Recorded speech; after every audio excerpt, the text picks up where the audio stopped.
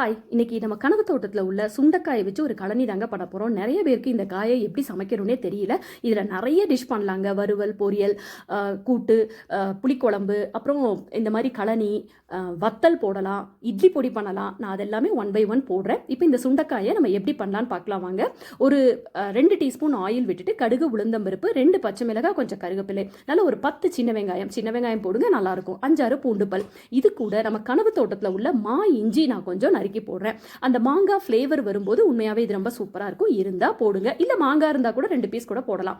அது கூட ஒரு நல்லா 2 கை சுண்டைக்காயை நான் கட் பண்ணி தண்ணியில 1 ஸ்பூன் மோர்ல போட்டு வச்சிருந்தேன், கலர் மாறாம இருக்கும்னு. அதையும் இதுல சேர்த்துட்டு நம்ம கனவு தோட்டத்தோட மஞ்சத்தூள், கொஞ்சம் உப்பு லைட்டா கிளறி கொடுத்துட்டு ஒரு 3 நிமிஷம் இதை மூடி சிம்மில் அந்த எண்ணெயிலேயே இதை வேக வச்சோம்னா அந்த கசப்பு போயிடும், பச்சை ஸ்மெல்லும் போயிடும். இந்த மாதிரி வந்ததுக்கு அப்புறம் நம்ம மிளகாத்தூள்ல ஆட் பண்ணணும். நான் நம்ம அடுப்பில்லா சமையல் அந்த தக்காளியில ஒரு பேஸ்ட் போடுறேன். நீங்க குழம்பு மிளகாத்தூள் 2 டீஸ்பூன் போட்டுக்கங்க. அது கூட புளி அரிசி கழுவின தண்ணியில் ஒரு பெரிய நெல்லிக்காயில் பாதி சைஸ் அளவுக்கு ஊற வச்சுட்டு அதையும் கழுவி இதில் ஊற்றிக்கங்க.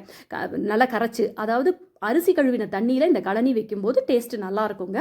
நான் அந்த தக்காளி பேஸ்ட் போட்டதுனால 1 டீஸ்பூன் மட்டும் குழம்பு மிளகாத்தூள் சேர்க்குறேன். இதுக்கு குழம்பு மிளகாத்தூள் சேருங்க, நல்லாயிருக்கும். அதுக்கப்புறம் நான் அரிசி கழுவின தண்ணி ஊற்றிக்கிட்டேன். இது கூட 2 டேபிள் ஸ்பூன் நான் துவரம் பருப்பு வேக வச்சது சேர்க்குறேன். இது கண்டிப்பாக சேருங்க, சுண்டக்காய் கூட சேரும்போது டேஸ்ட் நல்லாயிருக்கும். அப்புறம் 1/4 டீஸ்பூன் கரும்பு சக்கரை, எப்போதும் ஆப்ஷனல் சொல்லுவேன், இந்த டிஷ்க்கு கண்டிப்பாக சேர்த்து பாருங்கள், நல்லாயிருக்கும்.